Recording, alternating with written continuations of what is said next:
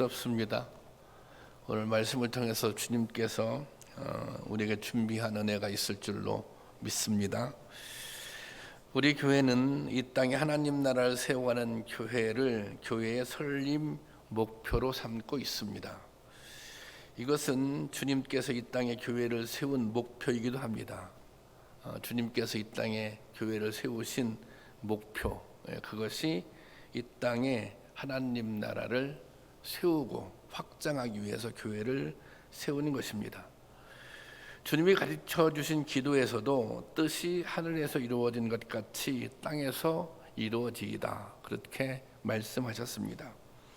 우리 교회는 해마다 이 목표를 새롭게 기억하고 다짐하기 위해 그 해의 표를 정하고 있습니다. 2021년 우리 교회 표는 든든히 서서 사명을 감당하는 교회입니다. 든든히 서서 사명을 감당하는 교회. 교회와 우리 신앙을 든든히 세우고 교회의 사명과 각자 우리에게 주어진 사명을 잘 감당하자는 것입니다. 코로나19는 교회와 우리 삶 전반에 위기를 가져왔습니다. 이후에 대한 전망도 밝지만은 않습니다. 많은 분들이 이런 걱정을 합니다. 교회가 코로나 이전으로 완전하게 회복되기는 어려울 것이다. 또 교회가 더 침체될 수도 있다. 이런 말들을 합니다. 하지만 교회 역사는 언제나 일반적인 예측과 전망대로 이루어져 온 것은 아닙니다. 초대교회는 박해로 교회가 산산이 흩어지는 위기를 겪습니다. 하지만 이것이 오히려 각처로 복음이 전파되는 기회가 됩니다. 오히려 박해로 인해 여러 곳의 교회들이 세워지는 부흥을 이루는 것입니다. 이것은 교회를 이끄시고 세우시는 분이 하나님이심을 분명히 보여줍니다. 그리고 복음이 가지고 있는 놀라운 능력을 보여주고 있는 것입니다. 오늘 우리가 읽은 본문에서 바울은 골로새 교회를 향해 믿음 위에 더욱 굳건히 서서 복음의 소망을 지켜나가라고 권면하고 있습니다. 바울의 이 권면을 통해 우리도 새로운 도전과 용기를 얻고자 합니다. 골로새 교회는 바울에게 전도를 받은 에바브라가 세운 교회입니다. 골로새 교회, 지금 바울이 골로새 교회 편지를 쓰고 있지만 골로새 교회는 바울이 개척한 교회가 아니라 바울에게 복음을 전에 받았던 에바브로가 개척한 교회입니다.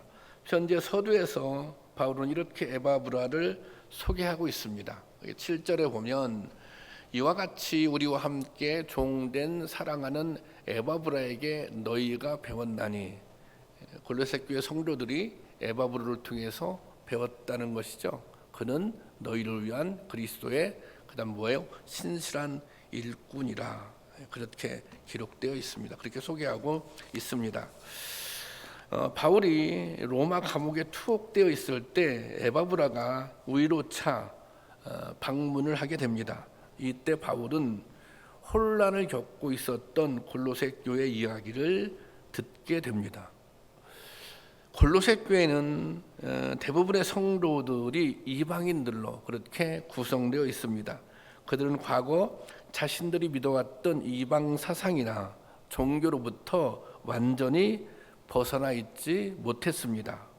하나님에 대한 고백, 예수 그리스도에 대한 신앙 고백이 약했던 것입니다. 그래서 거짓 가르침, 다시 말하자면 이단의 미혹에 쉽게 넘어가곤 했습니다. 지금 그런 문제가 이 골로새 교회 안에 생기는 것입니다. 이단의 미혹의 성도들이 넘어가서 교회에 혼란이 일어난 것입니다.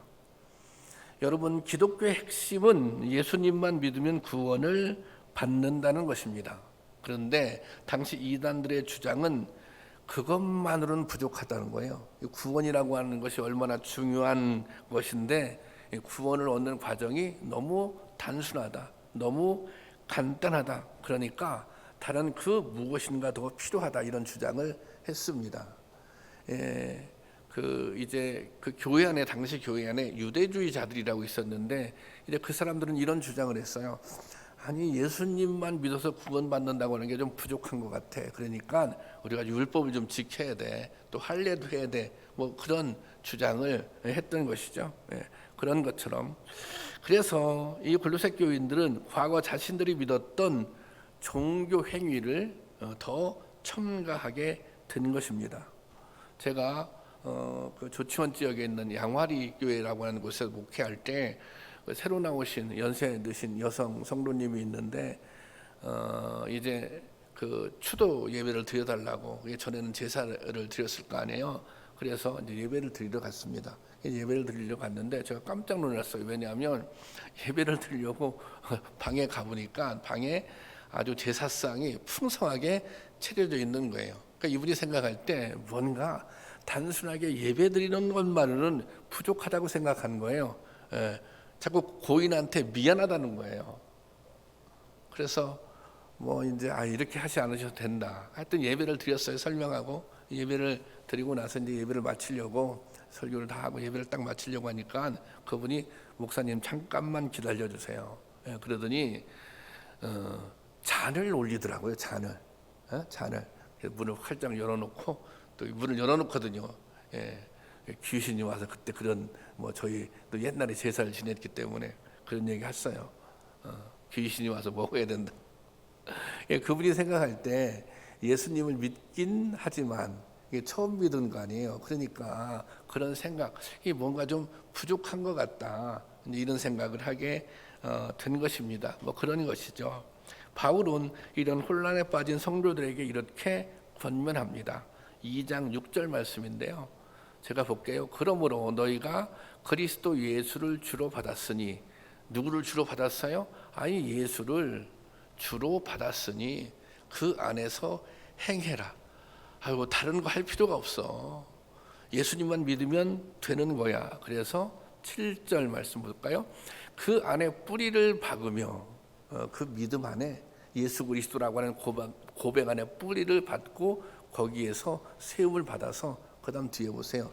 믿음에 굳게 서라는 것입니다. 그러니까 예수님이 그리스도다, 예수님이 구세주다, 이 믿음만 있으면 된다는 거예요. 이 믿음에 굳게 서면 된다는 것입니다. 그리고 또 하나의 문제는 세상 학문의 영향입니다. 그때 당시에 이 골로새라고 하는 도시에 이런 그 철학 사조가 있었거든요. 2장 8절에 보면 이런 말씀이 있습니다. 다 같이 읽어볼까요? 시작.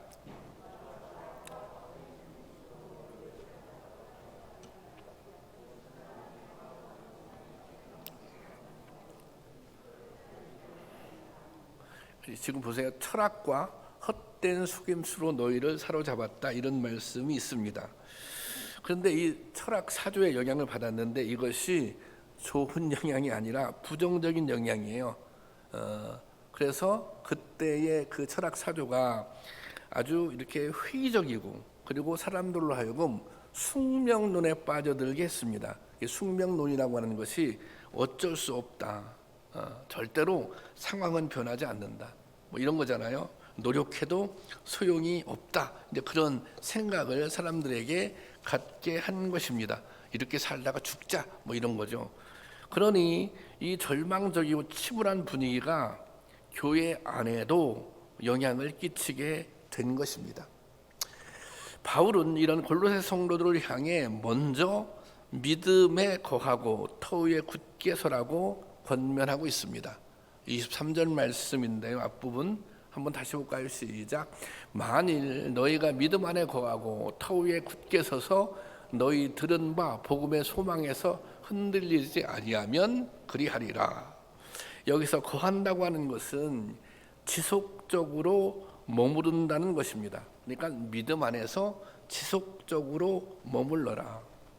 예수님이 그리스도라고 하는 그 고백을 한 번 하고 마는 것이 아니라 지속적으로 그 고백 가운데 살아가라는 것입니다. 잠깐 머물다가 마는 것이 아니에요. 굳게 서라고 하는 것은 확고하게 자리가 잡히는 것을 의미합니다. 그리고 또 기초가 튼튼하다, 그런 의미도 담겨져 있습니다. 지금 고린도 교회 교인들의 믿음이 흔들리고 있습니다. 왜 흔들리고 있어요? 믿음의 기초가 약한 거예요. 예수님이 그리스도라고 하는 고백, 그래 우리가 예수님만 잘 믿으면 구원 받는 거야, 그런 고백이 약하다고 하는 것입니다. 고백이 흔들리니까 삶의 방향도 흔들리고 있는 것입니다. 그러니 예수 그리스도를 더 굳게 믿고 견고하게 서라고 바울이 권면하고 있습니다. 여러분, 성도는 복음을 믿는 사람들입니다. 여러분 성도죠? 여러분 왜 성도가 됐어요? 예수님을 믿어서, 복음을 믿어서 성도가 된 거예요. 교회는 복음을 믿는 사람들이 모인 공동체입니다. 그러니 교회를 든든하게 세우는 힘이 어디 있습니까? 교회를 든든하게 세우는 힘은 복음에 있는 것입니다. 믿음에 있는 것입니다. 우리가 한마디로 예수님을 잘 믿는 사람들이 모이면 교회는 저절로 든든한 교회가 되는 거예요. 굳건한 교회가 되는 거예요. 여러분들의 신앙이 든든하면 교회는 저절로 든든한 교회가 되는 것입니다. 복음이 무엇입니까? 예수님이 나를 위해 십자가에 달려 죽으셨다. 예수님은 내 생명을 구원하신 구주이며 주님이시다. 이것이 복음입니다. 그래서 우리가 그 주님을 믿고 그 주님의 말씀을 따라 사는 것입니다. 그런데 이 믿음이 부족한 거예요. 믿음이 부족하니까 무엇도 부족해요? 실천도 부족한 거예요. 믿음이 부족하니, 실천이 부족하니, 때로는 방향도 잘못되어 있으니 나도 잘못되고, 그리고 교회도 잘못되게 하는 것입니다. 아주 훌륭하게 목회를 하시다가 은퇴한 목사님이 계셨는데요, 후배들이 그 목사님에게 찾아가서 물어봤어요. 목사님, 저희들이 어떻게 하면 목사님처럼 훌륭하게 목회할 수 있을까요? 우리가 어떻게 하면 좋은 목사가 될 수 있을까요? 그 노하우를 가르쳐 달라고. 그러자 그 목사님이 잠깐 머뭇거리다가 이렇게 말씀하셨어요. 그 비결은 간단해. 그 비결은 너무 간단해.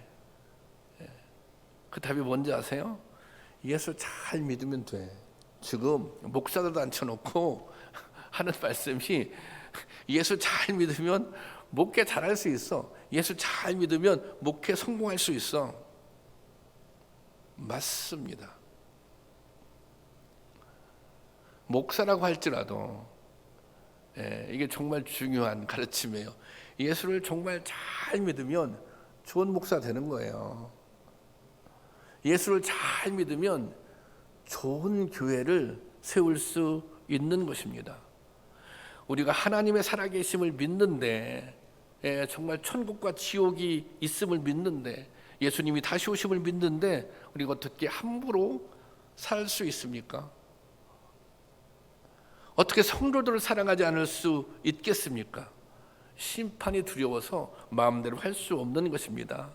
하나님 눈치 보며 예수님 의식하며 그렇게 살아가는 것입니다. 그런 마음으로 목회하면 목회 잘할 수밖에 없는 것입니다.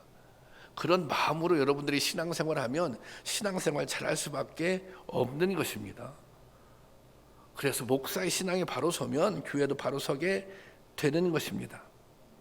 여러분, 교회의 위기, 성도의 위기는 믿음의 위기에서 비롯되는 것입니다. 무슨 코로나19가 문제가 아니에요. 무슨 시험이 문제가 아니에요. 믿음만 제대로 있으면, 믿음만 든든하고 굳건하게 서 있으면 아무 문제될 게 없는 것입니다. 믿음의 선진들이 위대한 신앙의 유산을 남긴 것은 그들이 고난이 없어서 순탄한 인생을 살았기 때문이 아닙니다. 그들이 위대한 신앙의 유산을 남길 수 있었던 것은 위기 속에서도 믿음이 흔들리지 않았기 때문입니다. 시험 속에서도 그 믿음이 흔들리지 않았기 때문입니다. 그래서 위대한 것입니다. 초대교회 이후 교회들은 수많은 위기를 겪었습니다. 사실 우리 교회도 여기까지 올 때 위기를 안 겪었다 이렇게 말할 수 없는 거죠. 그런데 교회가 무너지지 않은 것은 성도들이 믿음 위에 굳건히 서 있었기 때문입니다. 굳건히 믿음 위에 서 있는 성도들이 있었기 때문에 교회가 무너지지 않는 거예요. 교회가 세워지고 교회가 지켜지고 교회가 부흥도하는 것입니다. 그래서 뭔가 우리가 위기를 만나잖아요. 야, 이거 위기인데 어떡하지? 코로나19 제대로 모이도 못하는데 어떡하지? 이렇게 염려가 된다면 그냥 먼저 자신의 믿음을 점검해 보시면 됩니다. 이게 내 믿음이 약해지고 있는 거 아니야? 내 믿음이 흔들리고 있는 거 아니야? 내가 이거 신앙생활에 이거 게을러지고 있는 거 아니야? 그렇게 자기를 점검해 보는 거예요. 여러분 믿음으로 든든하게 무장하면 어떤 위기도 이겨낼 수 있는 것입니다. 오히려 그 위기가 전화, 위복이 될 수도 있는 것입니다. 여러분 코로나19가 문제가 아닙니다. 비대면 예배가 문제가 아닙니다. 세상 유혹과 시험이 문제가 아닙니다. 우리는 믿음에 굳게 서 있기만 하면 되는 것입니다. 그러면 어떤 위기도 이겨낼 수 있는 것입니다. 믿음에 굳게 서는 은혜가 우리 창기쁨교회 성도님들 모두에게 임할 수 있기를 주님의 이름으로 축원합니다. 오늘 본문을 보면 믿음에 굳게 서라고 이제 권면하면서 바울이 이런 말씀으로 이어져요. 나는 자신을 복음의 일꾼이라고, 또 자신을 교회의 일꾼이라고 그렇게 자신을 말하고 표현하고 있습니다. 오늘 23절 말씀에 보면 여기 보세요. 이 복음은 천하 만민에게 전파된 바요 나 바울은 뭐예요? 이 복음의 일꾼이 되었노라. 그리고 또 25절에도 이 말씀이 있죠. 내가, 여기서는 아까는 복음의 일꾼, 여기서는 내가 교회의 일꾼 된 것은, 교회의 일꾼 된 것은 하나님의 말씀을 이루려면 내가 교회 일꾼이라는 거예요. 일꾼이라고 하는 것은 헬라어로 보면 주인의 명령을, 디아코노스라고 하는데 주인의 명령을 수행하는 사람입니다. 그러니까 교회의 일꾼은 우리의 주인이 누구예요? 우리의 주님이 누구세요? 하나님이죠. 교회 일꾼은 하나님의 뜻에 따라 움직이는 거예요. 하나님의 뜻에 따라. 하나님의 뜻에 따라 움직여야 일꾼이고, 하나님의 뜻에 따라 움직이지 않으면 그 일꾼이 아닌 거예요. 교회는 이렇게 하나님의 뜻에 따라 움직이는 일꾼들을 통해 헌신하는 성도들을 통해 세워지고 성장해 온 것입니다. 교회가 든든하게 세워지고 또 교회에게 주어진 사명을 감당하려면 뭐가 필요해요? 일꾼이 필요한 것입니다. 일꾼이. 교회가 든든하게 세워지고 또 우리가 사명을 감당하기 위해서는 교회에 누가 필요한 거예요? 일꾼이 필요한 것입니다. 교회는 일꾼이 있는가 하면 구경꾼도 있습니다. 일꾼과 구경꾼의 특징이 뭐예요? 구경꾼은 구경하고 가는 거예요. 잠시 머물다 가버리는 것입니다. 물론 뭐 교회에서 등록하고 뭐 이렇게 신앙생활 잠시 하다 가고 이런 의미가 아니라 자세가 그렇다는 것입니다. 태도가 그렇다는 것입니다. 어떤 일에든 단순 가담을 할 뿐 책임을 지려 하지 않는다는 것입니다. 교회를 섬기고 헌신할 책임이 있다고 생각하지 않습니다. 그런데 판단은 잘해요. 또 비판하기를 좋아합니다. 구경꾼들 눈에는 그게 더 잘 보이는 거예요. 문제가 허물이 더 잘 보이는 것입니다. 오늘날 수많은 그리스도인들이 이런 구경꾼으로 신앙생활을 합니다. 우리 성도님들도 한번 생각해 보세요. 나는 일꾼인가? 나는 구경꾼인가? 이 일꾼은 교회 공동체에 대해서 애정을 가지고 있는 성도들입니다. 근데 날씨가 추웠잖아요. 그런데 그 낮에 추운데 그 이제 장로님 오셔서 막 청소를 하고 있더라고요. 그리고 또 저녁 때는 몇 시간 동안 또 이제 장로님이 오셔가지고 교회를 돌아보고 막 점검하고 그러더라고요. 이게 애정이 있으니까 가능한 일입니다. 일꾼은 문제를 발견하면 지적하고 비판하기 전에 자신이 할 수 있는 역할을 찾는 게 그게 일꾼의 모습입니다. 일꾼의 태도입니다. 여러분, 일꾼에게는 무엇보다 뭐가 있는지 아세요? 예수 그리스도에 대한 고백이 있는 것입니다. 왜냐하면 교회 일은 믿음으로 하는 것이기 때문입니다. 교회 일은 신앙 고백으로 하는 것이기 때문입니다. 나를 나타내는 것도 아니고 칭찬받는 것도 아니고 이익을 얻는 것도 아닌데 시간을 드리고 필요한 물질도 드리고 그것도 기쁨으로 하는 것입니다. 이게 어떻게 가능합니까? 이게 세상 이치로 이해가 되는 얘기입니까? 아닙니다. 왜 가능합니까? 왜 기쁨으로 이렇게 할 수 있습니까? 은혜가 있기 때문입니다. 하나님의 사랑을 알기 때문입니다. 내가 이미 받았으므로 나 또한 주님을 위해 무엇인가를 하는 것입니다. 그러므로 이 일이 오히려 기쁨이 되고 감사가 되는 것입니다. 그래서 사도 바울은 오늘 본문에서 이렇게까지 고백합니다. 골로새서 1장 23절 말씀이죠. 다 같이 보겠습니다. 시작. 나는 이제 너희를 위하여 받는 괴로움을 기뻐하고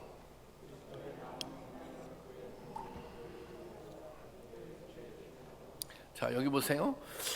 나는 너희를 위하여 받는 괴로움을 기뻐하고 사실 여기 너희는 골로새 교인이잖아요. 그런데 이 골로새 교회의 교인들만 지칭하는 것이 아니라 바울은 이방 지역에서 이게 전도 활동을 했잖아요. 이방 지역에 있는 모든 성도들을 뜻합니다. 사도 바울은 이방 지역에 전도를 하면서 얼마나 고생을 많이 했습니까? 매도 맞고 감옥에 갇히고 쫓겨나기도 하고 죽을 고비도 여러 번 넘겼습니다. 그런데 이것을 어떻게 받아들인다고요? 이 괴로움을 어떻게 받아들인다고요? 이것이 본인에게 기쁨이었다고 하는 것입니다. 나는 그것을 기뻐했다. 내가 괴로움 당하는 것을 기뻐했다. 그리고 뒤에 보면 그리스도의 남은 고난을 그의 몸된 교회를 위해 내 육체에 채우노라. 이 말씀의 의미가 예수님의 교회를 위해서 당할 고난이 남아있다 그런 의미, 그런 뜻이 아니에요. 이게 교회가 세워졌어요. 그런데 교회가 세워졌는데 이 교회가 온전히 세워지기 위해서는 교회 때문에 받아야 될 성도들의 고난이 있다는 거예요. 사실 바울은 이 교회를 세우는 과정에서 여러 차례 고난을 당하지 않습니까? 그런데 이 고난, 교회를 세우는 데 필요한 이 고난을 내가 스스로 감수하겠다는 고백입니다. 교회를 위해서 받을 고난이 있다면 그것을 내가 내 몸에 채우겠다. 내가 그것 스스로 감수하겠다. 감수할 뿐만 아니라 기쁨으로 여기겠다. 이렇게 고백하고 있는 것입니다. 제가 어제 청소하시는 분들 말씀하셨잖아요. 청소하고 가면서 마음이 뿌듯했을 거예요. 그 추운데 늦게까지 한참 이렇게 막 녹은 거 어떻게 해보려고 이제 애를 많이 쓰시다 가셨는데 아마 갈 때 마음이 뿌듯했을 거예요. 여러분, 이 헌신의 기쁨을 우리 모두 경험할 수 있기를 원합니다. 이게 일꾼이 누리는 보람, 이 보람을 체험할 수 있기를 원합니다. 바라기는 이 은혜, 그것이 때로는 힘들지만, 그것이 때로는 괴롭지만 주님의 몸된 교회를 위해서 헌신하고 희생하고 성도를 사랑하는 일이 그것이 기쁜 일이다. 이것이 참 행복한 일이구나. 그 신앙의 신비를 체험할 수 있는 우리 모두가 될 수 있기를 주님의 이름으로 축원합니다. 그런데 이런 교회를 세우고 이 교회를 지키는 사명은 특별히 몇 명에게 주어지는 것이 아니에요. 목사에게 특별히 주어지고 장로님에게 특별히 주어지고 이런 것이 아닙니다. 사실은 모든 성도들에게 주어진 것입니다. 제가 25절을 이번에는 개역한 걸로 올려놨는데요. 여기 보면 내게 주신 경륜에 따라 그랬잖아요. 이것이 이제 직분, 우리가 아까 원래 말씀은 직분이었거든요. 여기는 직분을 경륜이라고 이제 표현했는데요. 사실 경륜이라고 하는 뜻 속에는 직분이라는 의미가 담겨져 있어요. 그런데 더 이것을 살펴보면 우리가 경륜, 하나님의 경륜 그런 표현하잖아요. 이 경륜이라고 하는 곳에는 이게 하나님의 섭리 또 하나님의 통치 이런 의미가 담겨져 있습니다. 뭔가 하나님의 주권을 의미하는 거예요. 그러니까 사실은 하나님께서 우리를 부르셨어요. 여러분들을 부르셨어요. 그런데 어떻게 부르셨어요? 하나님의 주권, 하나님의 섭리에 따라 우리를 부르셨어요. 부르실 뿐만 아니라 그 다음에 뭐 하셨어요? 사명을 주셨다고요. 이게 중요해요. 하나님은 우리를 하나님의 경륜에 따라 하나님의 섭리에 따라 부르시고 안재홍 목사에게만 그런 것이 아니라 무슨 직분자에게만 그런 것이 아니라 모든 성도들 그렇게 하셨다고요. 부르시고 사명을 주셨다고 하는 것입니다. 이 교회를 헬라어로 에클레시아라고 하는데 지난번에 말씀드린 것 같아요. 그 뜻이 무엇 무엇으로부터 불러내다 그런 뜻입니다. 교회가 무엇인가? 세상으로부터 불려나온 사람들의 모임, 공동체가 교회입니다. 그렇다면 하나님은 왜 무엇을 위해 우리를 세상으로부터 불러내셨을까요? 이 세상에는 수많은 사람들이 있는데 왜 하필 여러분들을 불러내셨을까요? 또 왜 교회가 참 많은데 참기쁨교회로 여러분들을 부르셨을까요? 이 부르심에는 하나님의 뜻이 있다는 것입니다. 하나님의 계획이 있다는 것이에요. 하나님의 목적이 있다는 것입니다. 하나님께서는 우리를 구원하기 위해서 우리를 부르셨지만 단순히 구원을 넘어 하나님께서 우리에게 원하시는 그 뜻이, 그 계획이, 그 목표가 있다는 것입니다. 이 부르심의 뜻을 깨닫는 것이 중요합니다. 이 부르심의 뜻을 발견하면 하나님께서 나를 왜 부르셨는지, 나를 왜 창기쁨교회 성도로 창기쁨교회 직분자로 부르셨는지 그 뜻을 발견하면 그것이 사명이 되는 것입니다. 부르심의 뜻을 발견하면 그것이 사명이 되는 거예요. 그러면 뭐가 생겨요? 목표가 생기는 것입니다. 그리고 때로는 이것이 인생의 비전이 되기도 하는 것입니다.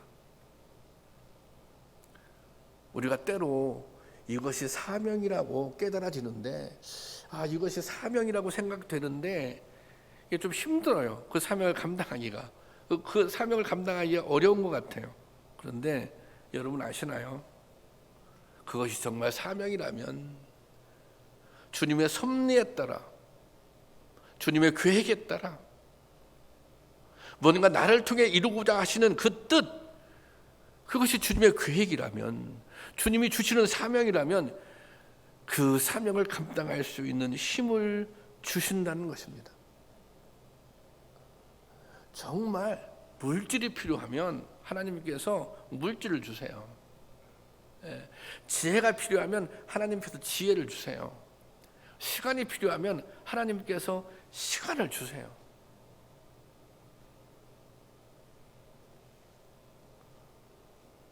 저는 우리 모두에게 주어진 부르심의 뜻이 있다고 믿습니다.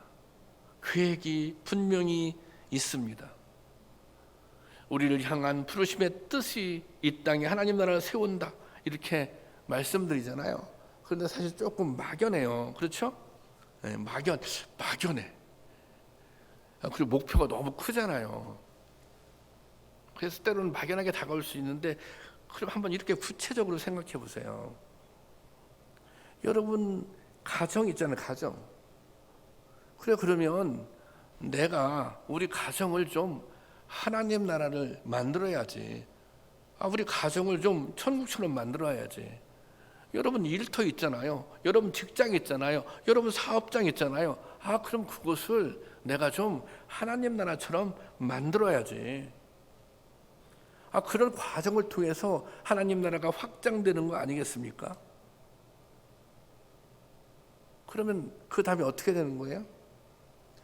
내가 가장이에요. 가장. 내가 아버지예요. 내가 아내예요. 내가 부모예요. 내가 남편이에요. 그러면 그것이 뭐가 되는 거예요? 사명이 되는 거예요. 아니, 남편이 남편 역할을 잘해야, 아내가 아내 역할을 잘해야, 부모가 부모의 역할을 잘해야 가정이 하나님 나라가 되죠. 가정이 천국이 되죠. 이거보다 중요한 사명이 어디 있습니까? 저는 사명 중에 가장 감당하기 어려운 사명이 부모의 역할, 아버지의 역할을 감당하는 사명 같아요. 지금 제가 생각해 보면 우리가 지금 살아가고 있는 삶의 현장, 거기서 내가 하는 일들, 나의 역할들, 이것이 전부 사명인 거예요. 교회 와서 뭐 잠깐 하는 거, 그것만이 사명이 아니라 그것도 사명이겠지. 여러분의 일터에서 주어진 역할들, 그게 너무너무 중요한 사명이에요. 그 역할들을 통해서 가정도 하나님 나라처럼 만들고, 여러분 직장도 하나님 나라처럼 만들고, 사업장도 하나님 나라처럼 만들고, 그렇게 해야 하는 것입니다. 그 이치로 교회도 똑같습니다. 우리가 좋은 교회를 만들면 돼요. 그런데 이 좋은 교회를 만드는데 그 좋은 교회를 만드는 것이 다른 사람의 헌신을 통해서 이루어지는 것이 아니에요. 안재영 목사를 통해서, 장로님을 통해서, 맞죠? 근데 그렇게 생각하면 안 돼요. 창기쁨교회가 좋은 교회 된다, 건강한 교회가 된다, 이것은 다른 누구로부터 시작되는 게 아니라 나로부터 시작된다고 하는 고백이 있어야 되는 거예요. 나로부터 시작되는 거야. 나로부터. 다른 그 누구가 아니라 나로부터 시작되는 거야. 내가 사명을 감당할 때 창기쁨 교회가 건강한 교회 되는 거야. 내가 내 사명을 감당할 때 창기쁨 교회가 하나님이 주인 되는 그런 교회 되는 거야. 이런 고백, 이런 자세가 있어야 하는 것입니다. 그래서 우리 한 사람 한 사람, 여러분 성도님들 한 사람 한 사람 모두에게 사명이 있는 것입니다. 여러분 다 사명이 있는 거예요. 그 사명 좀 감당하세요.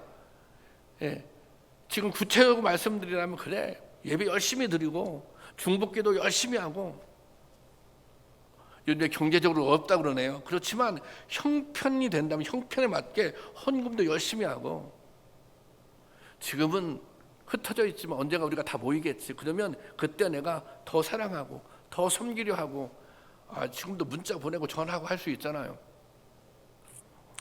그렇게 하면 되는 거예요. 그렇게 하면.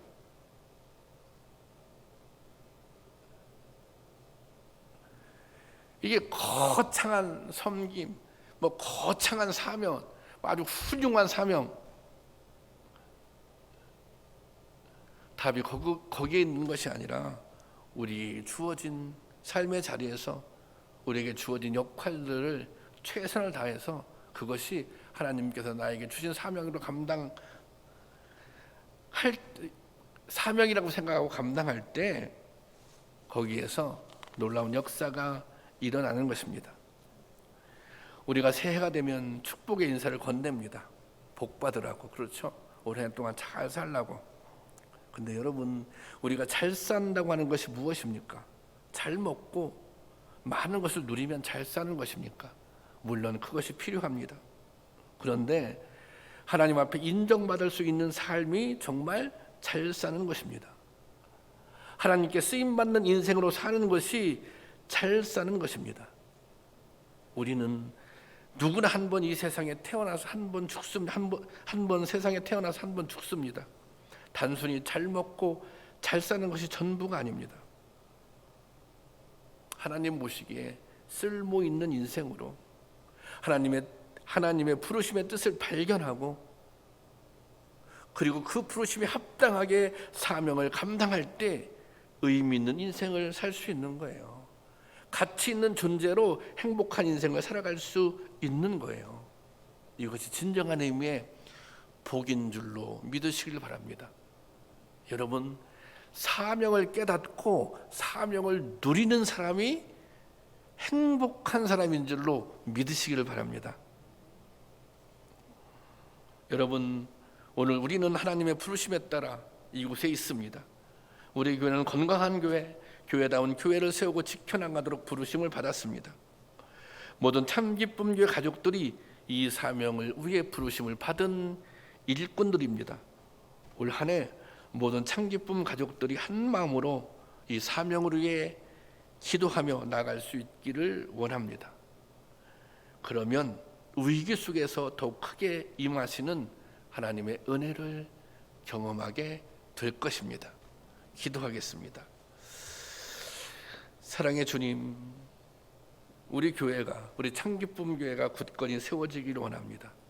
또한 교회에 주어진 사명도 잘 감당할 수 있기를 원합니다.